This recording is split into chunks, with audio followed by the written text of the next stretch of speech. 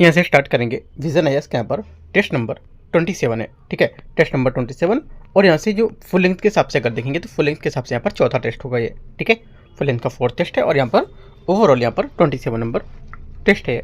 यहाँ पर देखो जो सब्जेक्ट है इसमें, सब्जेक्ट में जैसे कि यहाँ पर भारतीय संविधान, ठीक है, राजनीति विज्ञान व्यवस्था, भूगोल, इतिहास, पर्यावरण, सामाजिक विज्ञान, तो जितना भी यहाँ पर सिलेबस होता है पूरा सिलेबस पर आधारित यहाँ पर फॉलोइंग टेस्ट ही है, राइट। टेस्ट नंबर चौथा है। और यहाँ से देखो एक बात और, अभी यहाँ पर अभ्यास टेस्ट होने वाला है, ठीक है, अभ्यास टेस्ट यहाँ पर होने वाला है, उसको हम लोग यहाँ पर अभी कुछ टाइम में डिस्कस करेंगे। जैसे ही यहाँ पर अभ्यास टेस्ट होगा, ठीक है, वो भी हम लोग यहाँ से कवर करेंगे। और अभी आज यहाँ पर देख रहे हैं 27 नंबर टेस्ट है ना, उसके बाद हम लोग यहाँ पर देखेंगे अगला 28 नंबर टेस्ट को देखेंगे। आते हैं, स्टार्ट करते हैं क्वेश्चन नंबर 1 से देखते हैं। यहाँ से पहला क्वेश्चन है, भारतीय संविधान भारतीय आधुनिक इतिहास के संबंध में घटनाओं पर विचार करना है। इसमें बोला है कि अगस्त प्रस्ताव, मुस्लिम लीग का लाहौर प्रस्ताव, लिलित गो वक्तव्य, क्रिप्स मिशन, जो दिशा लिया का समझौता है, वो इनमें से जो घटनाएं हैं उनके सही कालक्रम के अनुसार व्यवस्थित करना है, ठीक है। सही कालक्रम के अनुसार रखेंगे तो यहाँ पर देखो क्या आएगा, पहले आएगा लिलित गो का वक्तव्य, ठीक है, 17 अक्टूबर 1939, राइट, तीसरा वाला पहले हो जाएगा। उसके बाद आपका आएगा यहाँ से मुस्लिम लीग का लाहौर प्रस्ताव, ये मार्च 1940 है ना, इसके बाद हो जाएगा मार्च 1940, तो आपका दूसरा हो जाएगा, हाँ दूसरा हो जाएगा। उसके बाद आपका आएगा अगस्त प्रस्ताव, अगस्त 1940 पहला हो गया, 3 2 1 हो गए। उसके बाद आपका होगा यहाँ से क्रिप्स मिशन 1942, ठीक है। उसके बाद आपका होगा जो देसाई लिया का समझौता है वो एक कप 1945। करेक्ट आंसर 3 to 1 किसी में और किसी में नहीं है ना, तो यहाँ से अगर 3 आप कर लेते हो तो तीनों से आपका एलिमिनेट करके यहाँ से आंसर निकल सकता था 4 5, ठीक है। क्वेश्चन नंबर 2 है, यह दूसरा क्वेश्चन है, भारतीय संविधान के अनुसार अंतर्राज्य परिषद के कर्तव्यों को परिभाषित करने का अधिकार किससे प्राप्त होता है। करेक्ट आंसर हो जाएगा दूसरे का बी, भारत का राष्ट्रपति। भारत का संविधान आर्टिकल 263 अंतर्राज्य परिषद की स्थापना का प्रावधान करता है और आर्टिकल 263 के प्रावधानों के आधार पर राष्ट्रपति इसका गठन कर सकते हैं। और 263 में उल्लेखित किया गया है कि यदि किसी समय राष्ट्रपति को यह प्रतीत होता है कि ऐसी परिषद की स्थापना से लोकहित की सिद्ध होगी तो जिसे यहाँ पर इसके विवाद उत्पन्न होगा तो यहाँ पर इसकी सलाह देने के लिए बाध्य होगा, ठीक है, तो यहाँ से बी करेक्ट होगा। क्वेश्चन नंबर 3 है, संसद के विपक्षी नेता और भत्ता अधिनियम 1977 के संबंध में विचार करना है। अधिनियम के अनुसार विपक्ष के नेता का पद उस दल द्वारा ग्रहण किया जाता है जो लोकसभा की कुल सदस्य संख्या का 10वां हिस्सा प्राप्त करता है। तीसरे का पहला स्टेटमेंट क्या होगा, ऐसे ये गलत है, पहली बात क्या होगी यहाँ से गलत हो जाएगी, क्यों, क्योंकि यहाँ पर यह अधिनियम विपक्ष के नेता शब्द को लोकसभा या राज्यसभा उस सदस्य के रूप में परिभाषित करता है जो उस समय सलाहकार के विरोध सबसे बड़ी संख्या वाले दल का सदन में नेता होता है, जिसे राज्यसभा में सभापति या लोकसभा के अध्यक्ष द्वारा इसे मान्यता दी गई होती है, ठीक है, तो यहाँ से क्या होगा, पहली बात गलत हो जाएगी। सेकंड, अधिनियम के अनुसार विपक्ष के नेता लोकसभा अध्यक्ष के समकक्ष वेतन और भत्तों को हकदार होता है। सेकंड बात यहाँ से ये भी गलत है क्योंकि विपक्ष का नेता सबसे बड़े विपक्षी दल का नेता होता है और इस पद को 1969 तक मान्यता प्राप्त नहीं थी, जबकि यहाँ पर जब राम सुभग सिंह लोकसभा के पहले मान्यता विपक्षी नेता के बने थे वो, और विपक्ष के नेता के पद संविधान के उल्लेख नहीं किया गया और सांविधिक मान्यता प्रदान की गई इसमें, ठीक है। साथ ही यहाँ पर उन्हें कैबिनेट मंत्री के समकक्ष वेतन भत्ते अन्य सुविधाएं प्राप्त होती हैं, ठीक है, तो ये बात गलत हो जाएगी, दोनों बातें गलत हैं। आंसर डी करेक्ट होगा तीसरे का। क्वेश्चन नंबर यहाँ से चौथा नंबर है, वित्तीय कार्रवाई बल जो है कार्यबल FATF के बारे में विचार करना है। कौन सा इसमें गलत है, ये एक अंतर सरकारी निकाय है जिसकी स्थापना 1999 में G7 पहल पर की गई थी। चौथे का पहला स्टेटमेंट यहाँ से क्या होगा, ये करेक्ट है। दूसरा, FATF सचिवालय पेरिस OECD मुख्यालय में स्थित होगा। सेकेंड बात भी यहाँ से क्या होगी, बी करेक्ट है। तीसरा, भारत FATF का सदस्य और इसे कभी भी इसकी ग्रे लिस्ट में शामिल नहीं किया गया है। तीसरी बात भी करेक्ट है।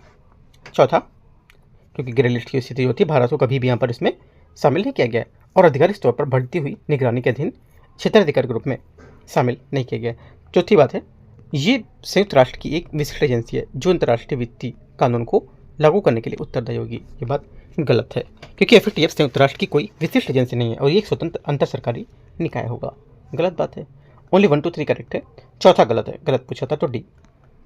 क्वेश्चन नंबर 5 है, अभिलेख और रचनाकार।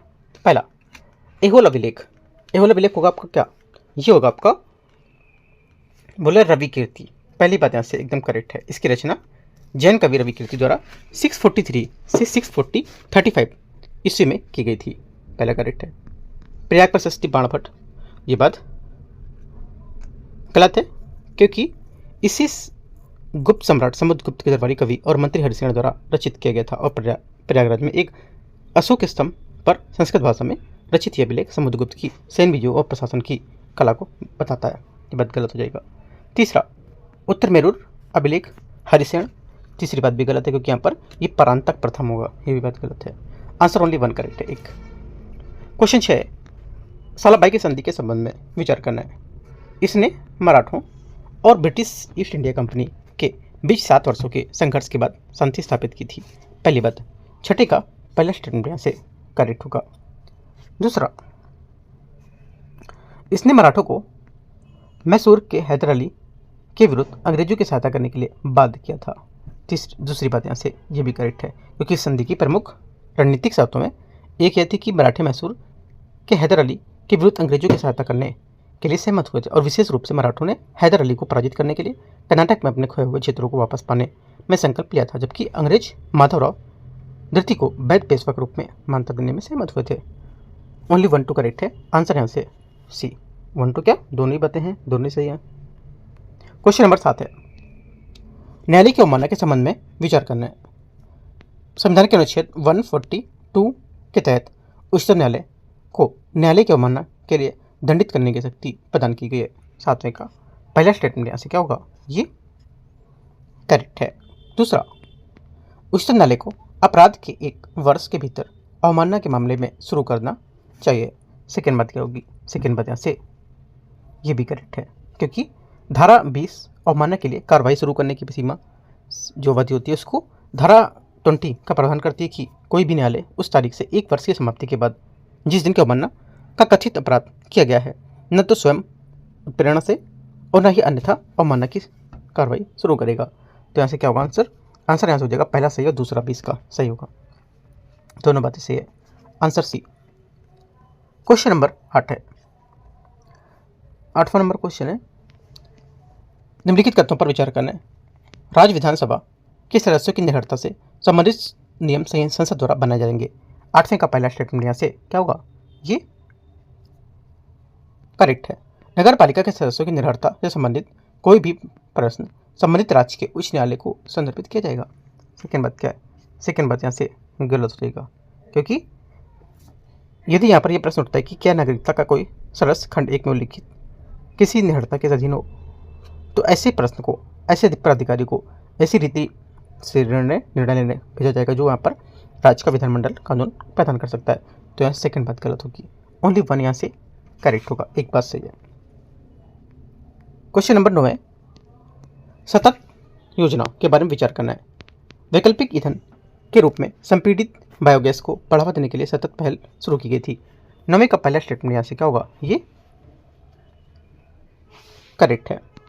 ठीक है। दूसरा, इस योजना का लक्ष्य भारत में के ग्रामीण क्षेत्रों को करीब यहाँ पर 5 लाख संयंत्र स्थापित करना है।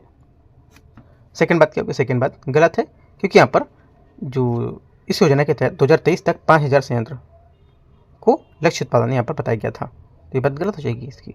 ठीक है। तीसरा है, संपीड़ित बायोगैस सीबीजी संयंत्रों को प्राथमिकता प्राप्त क्षेत्र ऋण सूची में शामिल किया गया है। तीसरी बात यहाँ से करेक्ट है। आंसर क्या होगा, 1 और 3 सही है, 2 बातें सही हैं। यह 10वां नंबर क्वेश्चन है। इसमें बोल रहे हैं निम्नलिखित पर विचार करना है। सूर्य हाइड्रोजन के हीलियम में नाभिक विखंडन के माध्यम से ऊर्जा उत्पन्न करता है।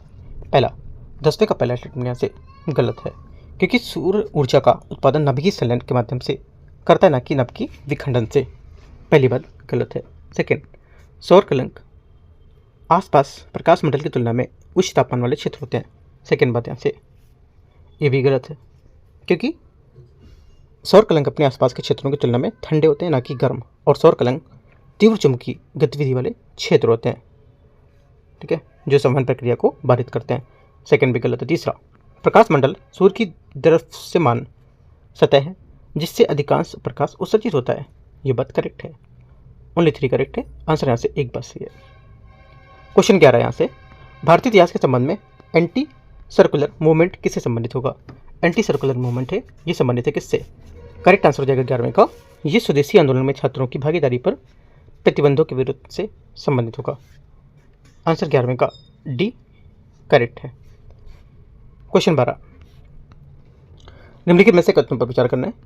लाइसोसोम को कोशिका की आत्मघाती थैली भी कहा जाता है। 12वें का पहला स्टेटमेंट यहाँ से क्या होगा? ये करेक्ट है। सेकेंड बात है, क्योंकि यहाँ पर लाइसोसोम स्टोरेज डिसऑर्डर के लिए भारत का पहला जो है भारत सरकार द्वारा समर्थित एक बायोबैंक तैयार किया गया है। सेकेंड है, लाइसोसोम स्टोरेज डिसऑर्डर वंशानुगत चयापचय जो रोग होते हैं, एक समूह जो जीन में दोष के कारण उत्पन्न होता है। सेकेंड बात भी सही होगा, क्योंकि यहाँ पर लाइसोसोम स्टोरेज डिसऑर्डर ये लगभग 50 दुर्लभ वंशानुगत जो चयापचय विकार होता है उसका एक समूह होता है, और ये अनुवांशिक दोषों के परिणाम स्वरूप होते हैं। दोनों बात सही है। तीसरा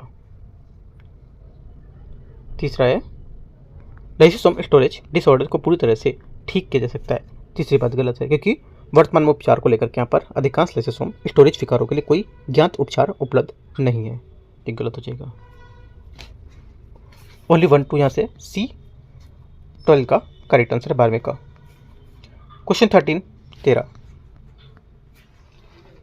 13 नंबर है, क्लाउड सीडिंग के संबंध में विचार करना है।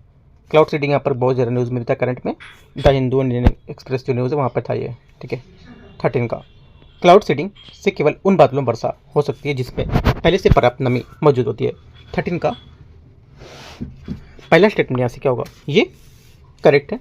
सेकेंड, सिल्वर आयोडाइड का उपयोग आमतौर पर क्लाउड सीडिंग से किया जाता है। ये क्लाउड सीडिंग के उपयोग में करते हैं क्योंकि इसकी संरचना बर्फ के क्रिस्टल के समान होगी। सेकेंड बात यहाँ से करेक्ट है।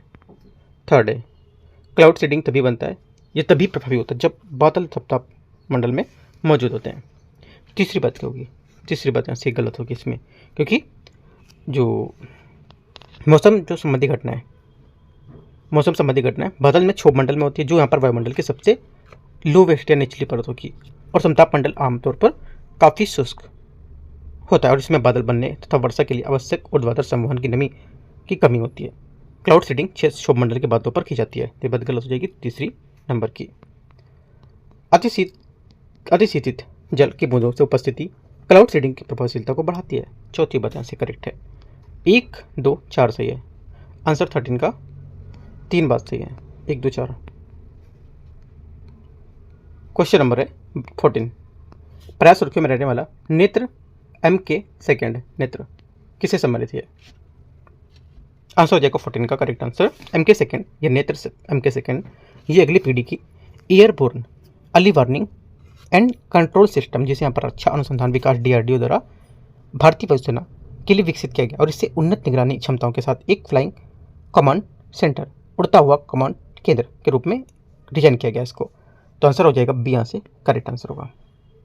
क्वेश्चन 15 है, कभी कभी सुर्खियों में रहने वाला चैंपियन ऑफ चेंज पोर्टल और संपूर्णता अभियान मुख्य रूप से भारत सरकार की निम्नलिखित में से किस प्रमुख पहलों में से संबंधित होगा? आंसर हो जाएगा 15 का करेक्ट आंसर यहाँ से ए, आकांक्षी जिला कार्यक्रम। नीति आयोग ने 4 जुलाई 2024 तक यहाँ पर 3 माह के लिए संपूर्णता अभियान किया था, और इसका उद्देश्य था कि ब्लॉकों में चिन्हित 6 संकेतक में यहाँ पर बताए गए थे, जिसमें कि यहाँ पर स्वास्थ्य, पोषण, शिक्षा, कृषि, जल संसाधन, वित्तीय समावेशन, कौशल विकास और अवसंरचना। तो ये सभी यहाँ पर इसके पॉइंट थे कुछ। और नीति आयोग जिला स्तर पर प्रगति को तीव्र करने के लिए संबंधित मंत्रालय और विकास को भागीदार के साथ मिलकर यहाँ पर ये काम करेगा। ये यहाँ से करेक्ट आंसर है। क्वेश्चन 16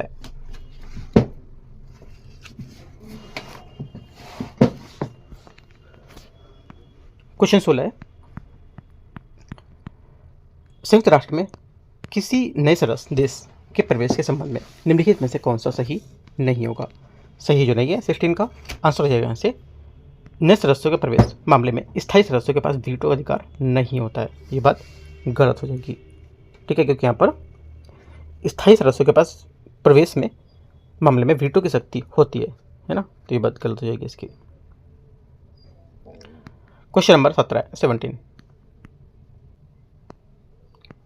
इसमें बोले भारत के मंत्रिमंडल समिति के संबंध में विचार करना है। देखते हैं इसका पहला स्टेटमेंट। पहला बोला है इसमें कि भारतीय संविधान के अनुच्छेद 75 के तहत मंत्रिमंडल समिति का उल्लेख किया गया है। पहला 17 का आंसर स्टेटमेंट गलत है, क्योंकि इसका गठन आवंटन नियम 1961 के तहत किया गया था और मंत्रिमंडल विशिष्ट क्षेत्र निर्णय लेने की प्रक्रिया को सुगम बनाने के लिए समिति प्रणाली का उपयोग करता है, इसलिए पहली बात यहाँ से गलत होगी इसकी। सेकेंड, मंत्रिमंडल की नियुक्ति समिति की अध्यक्षता भारत के राष्ट्रपति द्वारा की जाती है। सेकेंड बात क्या होगी? सेकेंड बात यहाँ से ये गलत है, क्योंकि राजनीतिक मामले में समिति आर्थिक मामलों की समिति और नियुक्ति समिति की अध्यक्षता प्रधानमंत्री द्वारा की जाती है और संसदीय मामलों की समिति की अध्यक्षता गृह मंत्री द्वारा की जाती है, तो यहाँ पर ये बात गलत हो जाएगी। तीसरा, मंत्रिमंडलीय समिति में ऐसे मंत्री शामिल हो सकते हैं जो केंद्रीय मंत्रिमंडल का हिस्सा नहीं होंगे। तीसरी बात करेक्ट है। आंसर केवल 3 होगा, मतलब कितने सही है? तो एक बात सही है, सिर्फ एक बात मतलब कहने का तीसरे नंबर की एक बात यहाँ से करेक्ट है। यहाँ से 18 नंबर क्वेश्चन 18 नंबर, केंद्र प्रायोजित योजनाओं के संबंध में विचार करना है। केंद्र प्रायोजित योजनाओं का कार्यान्वयन राज्य सरकारों द्वारा किया जाता है, मतलब केंद्र सरकार योजना जो केंद्र प्रायोजित योजनाएं होती हैं सेंट्रल स्पॉन्सर्ड स्कीम CSS बोलते हैं इसको, ठीक है। तो पहली बात यहाँ से स्टेटमेंट इसका करेक्ट है, क्योंकि केंद्र प्रायोजित योजनाएं वे होती हैं जिनमें राज्य सरकार द्वारा कार्यान्वित किया जाता है, लेकिन यहाँ पर केंद्र सरकार द्वारा एक निर्धारित हिस्सेदारी पर प्रायोजित करती हैं इसमें, ठीक है। वर्तमान में 30 केंद्र प्रायोजित योजनाएं हैं, लेकिन इसके अम्ब्रेला कार्यक्रम और इसके तहत यहाँ पर कई उपयोजनाएं भी संचालित हो रही हैं। इनका यहाँ पर वित्तीय वहन राज्य और केंद्र द्वारा किया जाता है, ठीक है। तो पहली बात करेक्ट है। दूसरा, केंद्र प्रायोजित योजनाओं को भारतीय संविधान के अनुच्छेद 282 के तहत परिभाषित किया गया है। सेकेंड बात यहाँ से गलत है, क्योंकि यहाँ पर इनको किसी अनुच्छेद के तहत भारतीय संविधान के किसी भी अनुच्छेद में परिभाषित नहीं किया गया है। वे योजनाएं मुख्य रूप से केवल राज्य सूची के तहत सूचीबद्ध विषयों पर कार्यान्वित की जाती हैं। तीसरी बात यहाँ से गलत है, क्योंकि CSS जो होती है अपनी प्रकृति से केंद्र द्वारा राज्यों को किए गए विवेकाधीन हस्तांतरण और प्रायः राज्य समवर्ती सूचियों को विषय के संबंधित होने पर बताती हैं, और प्रभावी रूप से CSS के माध्यम से केंद्र सरकार यह निर्धारित कर सकती है कि राज्यों को अपना पैसा कैसे और किन गतिविधियों पर खर्च करना है, ठीक है। तो ये बात गलत होगी। ओनली 1 करेक्ट है, आंसर 1। क्वेश्चन 19 है, भारतीय बीमा विनियामक प्राधिकरण विकास प्राधिकरण के संबंध में विचार करना है। ये सामान्य बीमा व्यवसाय अधिनियम 1972 के तहत स्थापित एक वैधानिक निकाय होगा। 19 का पहला स्टेटमेंट यहाँ से क्या होगा? ये गलत है, क्योंकि बीमा नियामक और विकास प्राधिकरण एक स्वायत्त निकाय है जिसकी स्थापना IRDA अधिनियम 1999 के अंतर्गत की गई थी। पहली बात गलत हो जाएगी। सेकेंड, इसकी अध्यक्षता वित्तीय सेवाएं विभाग के सचिव द्वारा की जाती है। सेकेंड बात यहाँ से गलत है, क्योंकि यहाँ पर सभी भारत सरकार द्वारा नियुक्त किए गए थे और वित्तीय सेवाएं विभाग का सचिव इसका अध्यक्ष नहीं होता है। इसे बीमाकर्ताओं और मध्यस्थों या बीमा मध्यस्थों के बीच विवादों का निर्णय देने की शक्ति प्राप्त होती है। तीसरी बात यहाँ से ये क्या होगी? तीसरी बात यहाँ से इसकी सिर्फ करेक्ट है। क्वेश्चन नंबर 20 है, involved laser interferometer space antenna परियोजना का प्राथमिक उद्देश्य क्या है? इलीसा है ना, इसका प्राथमिक उद्देश्य क्या होगा? इसका प्राथमिक उद्देश्य कि evolve laser interferometer space antenna एक अंतरिक्ष आधारित वेधशाला जिसे यूरोपीय अंतरिक्ष एजेंसी द्वारा डिजाइन किया गया था। इसे गुरुत्वाकर्षण तरंगों दीर्घकाल में उत्पन्न लघु तरंग जो विशाल ब्रह्मांडीय परिघटनाओं का कारण उत्पन्न होती हैं और इसको मापने के बजाय बनाया गया था। आंसर क्या होगा? ये आंसर करेक्ट है। क्वेश्चन नंबर 21 है, निम्नलिखित पर विचार करना है। कथन 1 कथन 2 दे रखा है, पर्वतीय क्षेत्रों में एनाबेटिक पवनें समान तौर पर दिन के समय चलती हैं। 21 का पहला स्टेटमेंट यहाँ से ये करेक्ट हो जाएगा। सेकेंड, तीव्र सौर तापन के कारण पर्वतीय ढलानों में वायु गर्म हो जाती है और ऊपर की ओर उठती है। सेकेंड बात भी यहाँ से करेक्ट है, दोनों सही है, आंसर है, क्योंकि यहाँ पर वायु ढाल से दूरी पर जो स्थित वायु की तुलना में काफ़ी गर्म और हल्की होती है, इसलिए यहाँ पर ऊपर की ओर उठने लगती है और वायु का ये ऊपर की ओर संचलन एनाबेटिक पवन की परिभाषा बताता है। क्वेश्चन नंबर 22 से देखते हैं इसको। इसमें बोला है कि निम्नलिखित में से कौन से उच्च सरकारी ऋण उधारी के संभावित प्रभाव होंगे?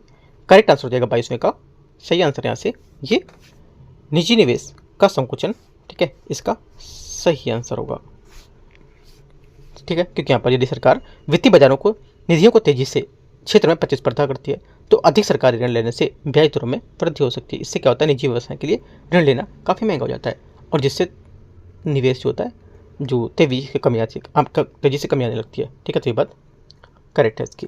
यदि सरकार द्वारा लिए गए उच्च ऋण को अधिक मुद्रा छापकर पूरा किया जाता है तो उससे मुद्रा आपूर्ति बढ़ने से मुद्रास्फीति में वृद्धि हो सकती है। ठीक है, तो यहाँ से ये कमी नहीं होगी, बाकी सब गलत है, ओनली वन करेक्ट है। क्वेश्चन नंबर 23 है, भारत में सूक्ष्म, लघु और मध्यम उद्यम के संबंध में विचार करना है। भारत एमएसएमई के पंजीकरण और प्रोत्साहन के संबंध में कंपनी अधिनियम 2013 प्राथमिक अधिनियम हो गया। 23 का पहला स्टेटमेंट यहाँ से क्या होगा? गलत है, क्योंकि भारत सूक्ष्म और लघु मध्यम उद्यम विकास अधिनियम 2006 एमएसएमई विनियमित करता है। एमएसएमई अधिनियम का निर्माण एमएसएमई को बढ़ावा देने के लिए और विकसित करने के लिए, पर उसकी जो प्रतिस्पर्धा बढ़ाने के लिए किया गया था। ठीक है, तो ये बात गलत हो जाएगा, 2006 होगा, 2013 नहीं। दूसरी बात है, संयंत्र और मशीनरी में निवेश के वर्गीकरण का एक मानदंड होगा। सेकेंड बात, क्योंकि सेकेंड बात यहाँ से करेक्ट है। तीसरा, भारत में एमएसएमई विकास को देखने के लिए वाणिज्य और उद्योग मंत्रालय नोडल मंत्रालय होगा। ये बात गलत है, क्योंकि एमएसएमई के संबंधित जो मामले होते हैं ये सूक्ष्म, लघु और मध्यम उद्यम मंत्रालय होता है, उसकी सर्वोच्च कार्यकारी निकाय होगी। ये बात गलत हो जाएगी, ओनली 2 करेक्ट है, एक बात करेक्ट है। एक बात का मतलब ये नहीं कि पहला, एक बात मतलब 3 में से एक बात यहाँ से सही है। क्वेश्चन 24 है, निम्नलिखित में से कौन सा विकल्प निर्देशित ऊर्जा अस्त्र DEW का सर्वश्रेष्ठ वर्णन करता है? आंसर हो जाएगा 24 का करेक्ट आंसर। ये ऐसे अस्त्र हैं जो लक्ष्य को क्षति पहुंचाने या निष्क्रिय करने को लेकर अत्यधिक केंद्रित ऊर्जा उत्सर्जित करते हैं। ये यहाँ से आंसर होगा। ठीक है, क्योंकि निर्देशित ऊर्जा अस्त्र जो है ये उन्नत सैन्य प्रणाली होती है जो शत्रु के उपकरण, प्रतिष्ठान ये कर्मियों को अक्षम करने की, क्षति पहुंचाने या नष्ट करने के लिए सघन और विद्युत चुम्बकीय जो ऊर्जा होती है उसके कण को उपयोग करती हैं, और पारंपरिक अस्त्रों के विपरीत जो भौतिक प्रक्षेप या विस्फोटक बल पर निर्भर करती हैं। ठीक है, आंसर क्या होगा? 24 का करेक्ट हो जाएगा। क्वेश्चन नंबर 25 है, 25 नंबर, निम्नलिखित में से कौन या निम्नलिखित को वैश्विक ऑक्सीजन योगदान बढ़ने के क्रम में कौन सा व्यवस्थित करना है? बताना कौन से होंगे। देखो, ऑक्सीजन योगदान के बढ़ते क्रम में इनको लगाएंगे तो यहाँ से हो जाएगा पहला, आपका होगा पहला इसमें टुंड्रा बायोम। ठीक है, टुंड्रा बायोम के बाद आपका हो जाएगा यहाँ से समशीतोष्ण पर्णपाती जंगल, और उसके बाद आपका हो जाएगा उष्णकटिबंधीय वर्षावन, फिर खुले महासागर का पादप प्लवक। तो इस टाइप से 25 का ये यहाँ से सही आंसर होगा। टुंड्रा बायोम में अत्यधिक ठंड और स्थायी तुषार होता है। ठीक है, जो समशीतोष्ण पर्णपाती जंगल है इसमें इन वनों की उत्पादकता मध्यम होती है, और ये यद्यपि महत्वपूर्ण होते हैं परंतु उष्णकटिबंधीय वनों में इनकी तुलना कम भूभाग को आच्छादित करती है। राइट, और खुले महासागर के जो पादप प्लवक हैं ये क्या होते हैं? ये इन्हें प्राय पृथ्वी के फेफड़े कहा जाता है, और ये स्थलीय बायोम के सबसे अधिक उत्पादक होते हैं। बचा कौन सा? खुले महासागर। खुले गलत हो गया, बचा कौन सा आपका? समशीतोष्ण हो गया, उष्णकटिबंधीय वर्षावन, खुले महासागर। अच्छा, ये सब दे रखे हैं, तो इस टाइप से आपको सब पता होना चाहिए। ये यहाँ से आंसर होगा। 26 है, हाल ही में पृथ्वी के अर्धचंद्रमा के रूप में चर्चित PN7 के संबंध में विचार करना है। अर्धचंद्रमा का एक प्राकृतिक उपग्रह है जो पृथ्वी की तरह पृथ्वी के गुरुत्वाकर्षण के स्थायी रूप से बंधा रहता है। 26 का पहला स्टेटमेंट यहाँ से गलत है, क्योंकि अर्धचंद्रमा पृथ्वी के गुरुत्वाकर्षण से स्थायी रूप से बंधा हुआ प्राकृतिक उपग्रह नहीं है। यह हमारे वास्तविक चंद्रमा के विपरीत जो गुरुत्वाकर्षण से पृथ्वी से बंधा हुआ है, और अर्धचंद्रमा अस्थायी होते हैं और सूर्य की परिक्रमा करते हैं। वे केवल हमारे दृष्टिकोण से पृथ्वी की परिक्रमा करते हुए प्रतीत होते हैं। ये गलत हो गया, मतलब पहली बात गलत होगी। सेकेंड, PN7 सूर्य के चारों ओर परिक्रमा करता है, लेकिन अपनी सहकक्षीय गति के कारण पृथ्वी की परिक्रमा को प्रतीत होता है। बस सही है। तीसरी बात है, अर्धचंद्रमा पृथ्वी के निकट स्थित पिंडों का एक समूह होता है। तीसरी बात भी करेक्ट है। चौथा, PN7 जो है ये पृथ्वी के हिल स्पीयर के भीतर है तथा गुरुत्वाकर्षण के कारण पृथ्वी के बंधा हुआ है। चौथी बात यहाँ से गलत होगी, क्योंकि परिभाषा के अनुसार एक अर्धचंद्रमा पृथ्वी के हिल स्फीयर जो होता है उसके बाहर स्थित होता है, और स्फीयर के बाहर होने के कारण ये पृथ्वी के गुरुत्वाकर्षण बल से बंधा नहीं होता है। यही कारण है कि कई दशकों से या कई शताब्दियों के बाद धीरे धीरे पृथ्वी दूर चला जा रहा है ना। बात गलत हो जाएगी, ये बाहर होगा, भीतर नहीं होगा, बंधा हुआ प्रतीत होता है। तो ये गलत हो गया चौथा, और गलत हो गया आपका पहला। 2 बातें सब करेक्ट हैं, तो आंसर क्या होगा? B, 1 और 4। 1 और 4 तो गलत है ना, तो आंसर आपका क्या होगा? आंसर आपका देखो, पहला तो गलत होगा और चौथा भी गलत होगा, दूसरा तीसरा सही है। यहाँ पर सही पूछा है, कौन सा सही है, तो दूसरा तीसरा होना चाहिए, ए नंबर होना चाहिए आंसर इसका। आंसर थोड़ा यहाँ पे गलत दे रहा है ना, मिस्टेक दे रहा है, तो अपना सही कर लो, 2-3 आंसर होगा। सही पूछा तो गलत पूछता तो दूसरा हो जाता। 27 है, भारत के संविधान के अनुच्छेद 167 के अनुसार विचार करने प्रत्येक राज्य के मुख्यमंत्री का कर्तव्य होगा कि, इनके जो कर्तव्य होता है कि पहला, मंत्री परिषद के गठन के लिए मंत्रियों की नियुक्ति के संबंध में राज्य के राज्यपाल को परामर्श देना। 27 का पहला क्या होगा, पहली बात 27 के से ये क्या होगी, सोचो। पहला स्टेटमेंट यहाँ से इसका जो रहेगा ये गलत है। क्यों गलत है? क्योंकि देखो, जो मंत्री परिषद के गठन के लिए मंत्रियों की नियुक्ति के संबंध में राज्य के राज्यपाल परामर्श देना, ठीक है, क्योंकि यहां पर ये जो होगा इसका आंसर, क्योंकि भारत का संविधान जो है उसके आर्टिकल 167(1) के अनुसार मुख्यमंत्री की नियुक्ति राज्यपाल द्वारा की जाती है और अन्य मंत्रियों की नियुक्ति राज्यपाल द्वारा मुख्यमंत्री की सलाह पर की जाएगी और मंत्री राज्यपाल के प्रसाद पर पद पर बने रहेंगे, है ना। तो यहाँ पे ये बात जो है इसका परामर्श लेना होगा, ये देना होगा, तो बात गलत हो जाएगी। सेकेंड है, राज्य के प्रशासनिक कार्यों के संबंधित ऐसी सूचना प्रदान करना जिसकी राज्यपाल मांग कर सकते हैं। सेकेंड बात यहाँ से सही है। तीसरा है, राज्य के प्रशासन से संबंधित मंत्रिपरिषद के सभी निर्णय सूचना राज्य के राज्यपाल को देना होता है, ये भी बात करेक्ट है। आंसर क्या होगा, 2 और 3 करेक्ट है, ये यहाँ से आंसर होगा 27 का। 28 है, अग्नि थर्ड के संबंध में विचार करना है। अग्नि थर्ड DRDO द्वारा विकसित एक मध्यम दूरी की बैलिस्टिक मिसाइल होगी। पहली बात 28 का पहला स्टेटमेंट यहाँ से ये करेक्ट है। ये मिसाइल अपने दोनों प्रणोदन चरणों में तरल ईंधन का उपयोग करती है।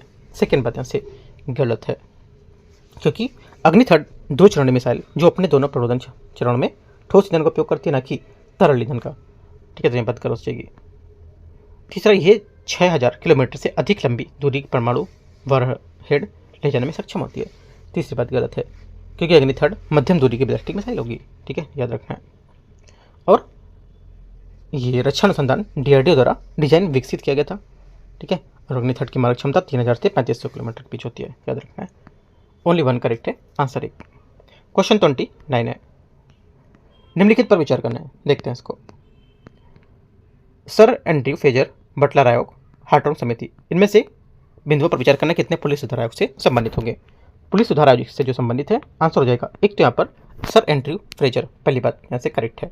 दूसरी बात यहाँ से गलत होगी, बटलर आयोग इसमें नहीं होगा, क्योंकि जो बटलर आयोग है ये इसे भारतीय रियासत समिति के नाम से जानते हैं। इसका गठन ब्रिटिश सर्वोच्च सत्ता भारतीय रियासतों के बीच जांच करने के लिए किया गया था। हार्टोग समिति भी गलत होगा, क्योंकि जो हार्टोग समिति है, ठीक है, ये क्या होता है, इस समिति ने ब्रिटिश भारत में शिक्षा पर ध्यान केंद्रित करने को लेकर प्राथमिक प्रणाली बनाई थी। ओनली 1 करेक्ट है, आंसर 29 का 30। निम्नलिखित में से कितने तथ्य समुद्री तल प्रसार सिद्धांत के समर्थन के साथ माने जाते हैं। आंसर हो जाएगा 30 का करेक्ट आंसर। पहला तो यहाँ से करेक्ट है, क्योंकि मध्य महासागरीय कटक दोनों ओर सममित चुंबकीय पट्टियाँ पाई जाती हैं। सेकेंड बात, मध्य महासागरीय कटक से दूर महासागरीय भूपर पट्टी में आयु की क्रमिक वृद्धि होती है, ये भी बात यहाँ से सही है। तीसरी बात है, अफ्रीका और दक्षिण अमेरिका के तटों पर एक जैसे जीवाश्मों की उपस्थिति होती है। तीसरी बात गलत है, क्योंकि अफ्रीका और दक्षिण अमेरिका के तटों पर एक जैसे जीवाश्मों की उपस्थिति हालांकि एक महत्वपूर्ण परिणाम है, ठीक है, लेकिन यहाँ पर ये अल्फ्रेड वेगनर महाद्वीपीय प्रवाह सिद्धांत को समर्थन करते हैं, ना कि समुद्री तल के प्रसार सिद्धांत को। तो 1 2 सिर्फ करेक्ट होगा, 2 बातें सही है। 31 है, निम्नलिखित पर विचार करना है, अक्षांश देशांतर और यहाँ से कहाँ से होकर गुजरते हैं। पहला है 0 डिग्री मध्यान्ह रेखा स्पेन, पहली बात क्या होगी यहाँ से करेक्ट है। 180 मध्यांश रेखा फिजी द्वीप समूह करेक्ट है। कर्क रेखा बांग्लादेश करेक्ट है। मकर रेखा बोत्सवाना करेक्ट है, सभी यहाँ से सही है। आप इसमें एटलस में अगर देखोगे ना तो बहुत अच्छे से दिखाई देगी आपको, ठीक है। डी आंसर होगा। 32 नंबर है, औद्योगिक नीति प्रस्ताव 1956 के संबंध में विचार करना है, देखते हैं। इस प्रस्ताव ने तृतीय पंचवर्षीय योजना का आधार निर्मित किया था। पहली बात 32 का पहला स्टेटमेंट यहाँ से गलत है, क्योंकि औद्योगिक नीति प्रस्ताव भारी उद्योगों पर नियंत्रण रखने हेतु राज्य के लक्ष्यों के अनुसार अंगीकार किया गया था और इस प्रस्ताव में तृतीय पंचवर्षीय योजना का आधार बनाया गया था। सेकंड है कि तीसरा इस नीति का उद्योगों के लिए निजी स्वामित्व को पूर्णतः स्वीकृत कर दिया गया था। सेकेंड बात यहाँ से गलत होगी, क्योंकि तीसरे वर्ग में उद्योगों को शामिल थे और इनमें निजी क्षेत्र को अंतर्गत शामिल किए गए थे। ये बात गलत होगा। तीसरा यहाँ से इस नीति का उपयोग पिछड़े क्षेत्रों के उद्योगों को प्रोत्साहित करने के लिए किया गया था। ये बात करेक्ट है, केवल 3 सही है। 33 नंबर है फराइजी आंदोलन या फराजी आंदोलन के बारे में विचार करना है। इसकी स्थापना हाजी शरीयतुल्लाह ने की थी। 33 का पहला स्टेटमेंट यहाँ से करेक्ट है। इसका उद्देश्य पश्चिमी शिक्षा और सामाजिक सुधारों के माध्यम से भारतीय मुसलमानों का आधुनिकीकरण करना था। यह बात गलत है, क्योंकि यहाँ पर फराजी आंदोलन आधुनिकतावादी आंदोलन के बजाय पुनरुत्थानवादी परंपरा आंदोलन था और इसका उद्देश्य पाश्चात्य शिक्षा को प्रसार करना नहीं था, बल्कि ये कुरान और हदीस के मूल सिद्धांतों की ओर लौटने पर केंद्रित था। सेकंड गलत है। ये हिंदू और ब्रिटिश जमींदारों के विरुद्ध एक कृषक आंदोलन से परिवर्तित हो गया था। ये बात भी करेक्ट है। 1 और 3 सही है, आंसर सी।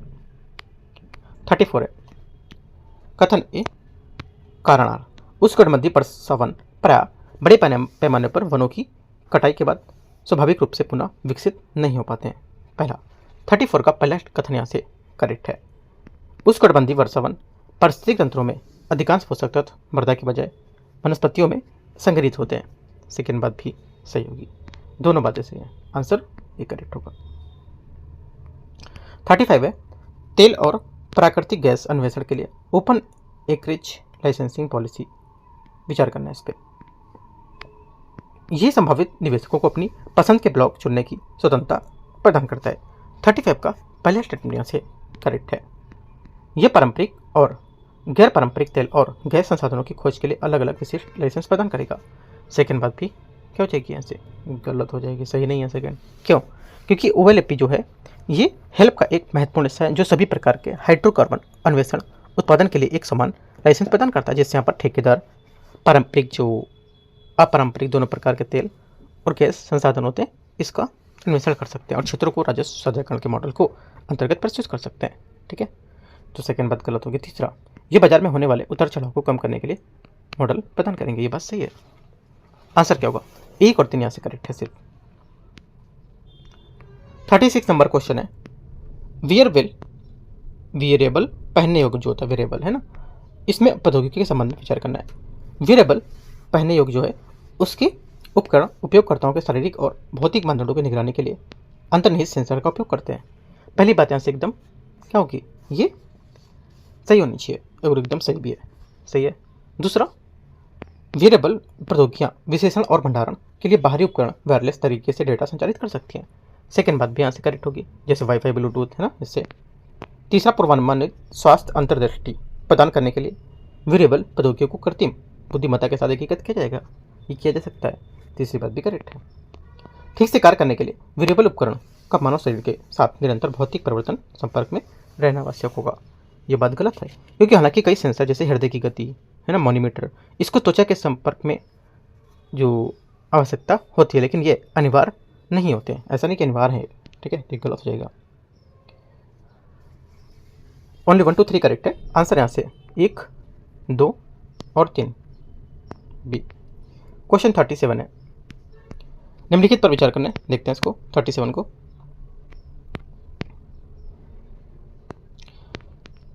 कर उत्प्लवकता किसी अर्थव्यवस्था के सकल घरेलू उत्पाद GDP में परिवर्तित प्रति कर राजस्व वृद्धि की अनुक्रियाशीलता को संदर्भित करता है। 37 का पहला स्टेटमेंट यहाँ से करेक्ट होगा। सेकेंड, कर लोच की दरों में परिवर्तन के प्रति कर राजस्व होने वाले परिवर्तन को संदर्भित करेगा। सेकेंड बात भी करेक्ट है, दोनों बात यहाँ पर सही है। देखो, कर उछाल या कर जो बायोंसी होती है क्या होती है, कर राजस्व में होने वाले एक कुल बदलाव को दर्शाता है, ये जो आर्थिक आधार पर परिवर्तन को स्वामित्व प्रक्रियाओं के आधार और सरकार के नीतिगत फैसलों का संयुक्त परिणाम होता है। आप ये लिख सकते हो पॉइंट, ठीक है। यही कारण है कि इसे कर लोच की तुलना में एक व्यापक माप माना जाता है, ठीक है। तो दोनों बातें सही है, सी। क्वेश्चन नंबर 38 है। देखो यहाँ से जो 37 क्वेश्चन इस टाइप के टॉपिक मैंने डिस्कस किए थे, किसमें, जो डेली टारगेट करते हैं ना हम लोग, डेली टारगेट, तो वहाँ पे मैं टॉपिक इकोनॉमिक में बताया था इसका, कर उपलब्धता का, ठीक है, उत्प्लवकता का, और यहाँ पे कर लोच का भी बताया था मैंने। तो काफ़ी अच्छे टॉपिक मैंने वहाँ पर डिस्कस किए थे, जो अभी हम लोग का चल रहा है डेली टारगेट, और अभी तो चल रहा है इन्वायरमेंट और ज्योग्राफी का भी चल रहा है साथ में, जुड़ सकते हो एकदम फ्री है, कोई चार्जेस, आपको कोई पैसा नहीं पे करना है, आपको डेली टारगेट के हिसाब से अपने टॉपिक को सेट करना है और अपनी चीज़ों को पढ़ना है। ठीक है, आज का भी टॉपिक देख सकते हो, काफ़ी इंपॉर्टेंट है। 38 आते हैं, सूची को सूची दो, अच्छा सूची नहीं है इसमें, कथन पर विचार करना है। कथन पर विचार करते हैं, देखते हैं। ऐसे वित्तीय केंद्र जो अपने स्वयं के क्षेत्राधिकार से बाहर ग्राहकों की सेवा प्रदान करते हैं उन्हें अंतर्राष्ट्रीय वित्तीय सेवा केंद्र कहा जाता है। 38 का पहला स्टेटमेंट यहाँ से क्या होगा, करेक्ट है। Gujarat international finance tech city gift city ने भारत में पहला अंतर्राष्ट्रीय वित्तीय सेवा केंद्र स्थापित किया है, ये भी बात करेक्ट है। गिफ्ट सिटी को सेज अधिनियम 2005 के तहत विनियमित किया गया था। तीसरी बात यहाँ से ये भी करेक्ट है। 38 का 1, 2 और 3 सभी बातें यहाँ से सही है। 39 39 नंबर है, अभ्यास मित्र शक्ति के बारे में विचार करना है।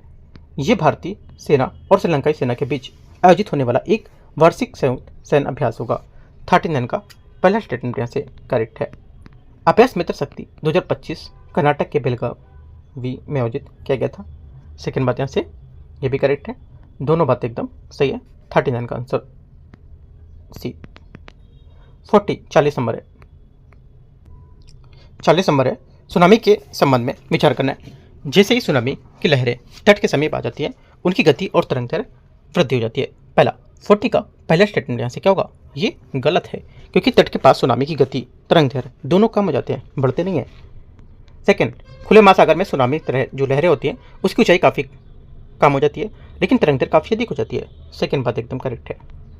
भूमध्य रेखा के पास उत्पन्न होने वाली सुनामी न्यूनतम कोरियलिस बल के कारण कमजोर होती है। तीसरी बात यहाँ से गलत है, क्योंकि सुनामी अपनी गति के दौरान उथले पानी की लहर के रूप में काम करती है, जहाँ तक कि कोरियलिस बल जो होता है उसके प्रश्न कि यहाँ पर ये काफ़ी लंबी दूरी तक जो सुनामी होती है उसके प्रसार को सूक्ष्म भूमिका निभाती है, लेकिन यहाँ पर ये लहरों को प्रारंभिक शक्ति, ऊंचाई या गति को प्रभावित नहीं करता है। इंपॉर्टेंट बात है। तीसरा गलत होगा, ओनली 2 करेक्ट है, बी 40 का आंसर है। 41 है, किसी अर्थव्यवस्था के लिए निम्नलिखित आंकड़ों जो करोड़ रुपए पर विचार करना है।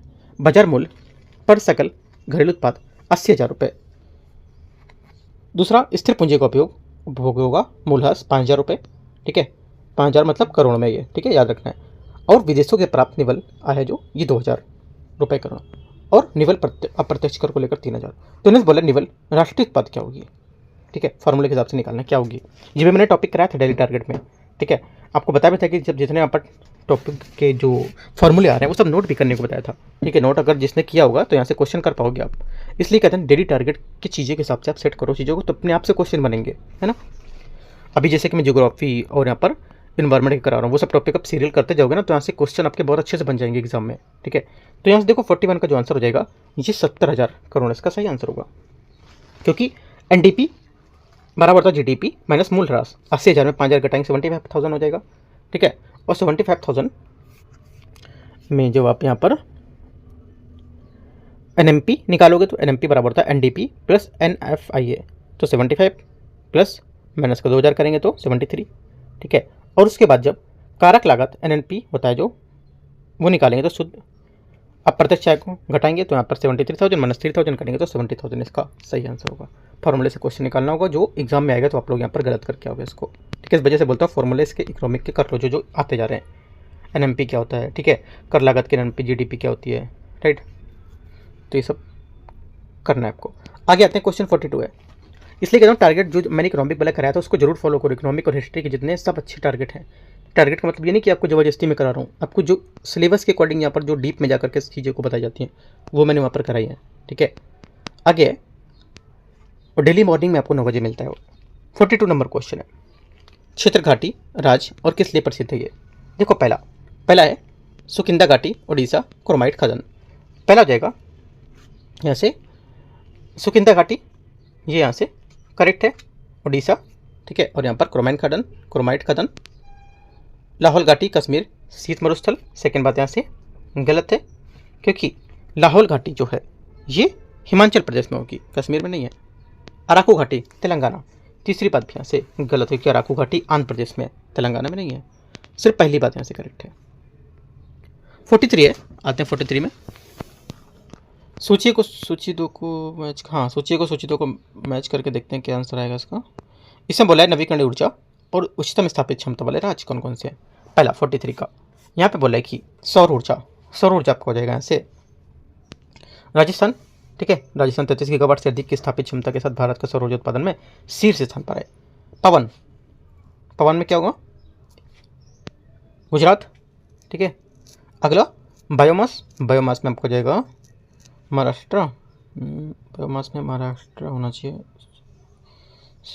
हाँ ठीक है, बायोमास महाराष्ट्र होगा। जल विद्युत में आपको हो जाएगा कर्नाटक। करेक्ट आंसर 43 का सी। 44 है, निम्नलिखित कथनों पर विचार करना है। कथन 1, कथन 2, कथन 3। हाल के दिनों में अवसंरचना बॉन्ड पर निर्भरता बढ़ती दिखी गई है।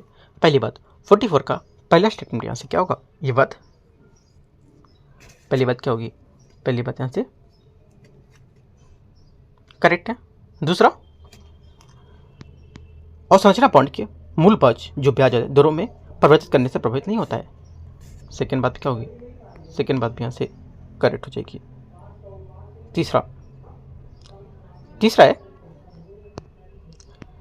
ये किसी भी संविधिक पूर्व क्रय अधिकार जैसे कि नकद आरक्षित अनुपात या संविधिक तरलता अनुपात को आकर्षित नहीं करता है, जिसे बैंकों में एक महत्वपूर्ण अवसर मिलेगा। ये भी बात करेक्ट है। तीनों यहाँ से करेक्ट है और यहाँ से इसकी व्याख्या कर रहे हैं, तो यहाँ से 2 और 3 में से एक सही है और इसकी व्याख्या कर रहा है। देखो यहाँ से तीसरा स्टेटमेंट है ना, वो यहाँ से स्टेटमेंट इसका गलत होगा, ठीक है। तीसरा वाला सही स्टेटमेंट नहीं है, सिर्फ दूसरा सही है और पहले की व्याख्या कर रहा है वो, तीसरा यहाँ से गलत होगा इसका, ठीक है। तो यहाँ से सी का करेक्ट आंसर है।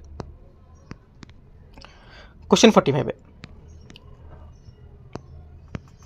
हाल ही में सुर्खियों में रहा पद भारत विस्तार सर्वश्रेष्ठ रूप से वर्णित करता है किसको, भारत विस्तार सर्वश्रेष्ठ रूप से वर्णित करता है। करेक्ट आंसर 49 का हो जाएगा बी, किसानों को अनुकूलित परामर्श सेवाएं प्रदान करने वाले एक बहुभाषी एआई संचालित डिजिटल प्लेटफॉर्म को वर्णित करता है। ये बी यहाँ से 45 का सही आंसर होगा। क्वेश्चन नंबर 46 है, निम्नलिखित कथनों पर विचार करना है। ध्रुवी भंवर उत्तरी गोलार्ध में वामावर्त दिशा में घूर्णन करता है। पहला 46 का पहला स्टेटमेंट यहाँ से करेक्ट है। आकस्मिक समताप मंडली उष्मन नामक परिघटना ध्रुवी भंवर को दक्षिण की ओर स्थानांतरित करने का कारण बन सकती है। सेकेंड बात भी यहाँ से सही हो जाएगी। दोनों बातें यहाँ पर एकदम करेक्ट है और एकदम यहाँ पर इसकी स्टैटिक पॉइंट जो होता है फैक्चुअल पॉइंट बता रहा है, ठीक है। दोनों सही है।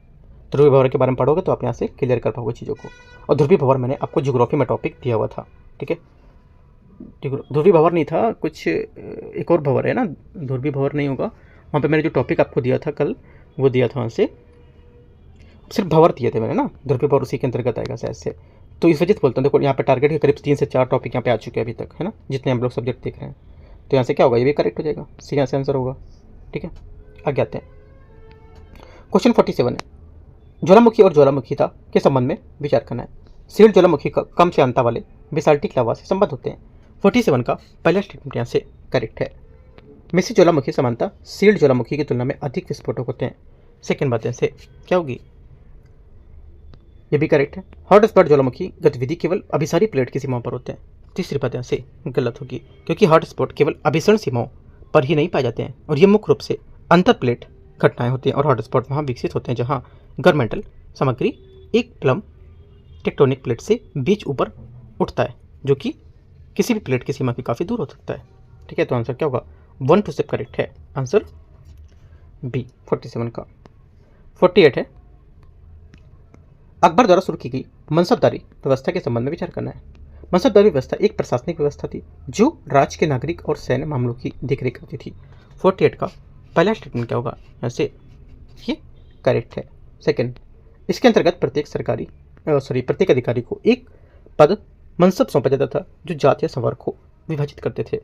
सेकंड बात क्या होगी, सेकंड बात यहाँ से ये भी करेक्ट है। मनसब का पद प्रकृति में वंशानुगत था, ये वंशानुगत नहीं होता था, ये पिता की मृत्यु के बाद वश होता पुत्र को नहीं मिलता था। वंशानुगत मतलब ये होता है ना, तो वंशानुगत नहीं था ये। ओनली 1 टू करेक्ट है सी। 48 हो गया। 49 आते हैं।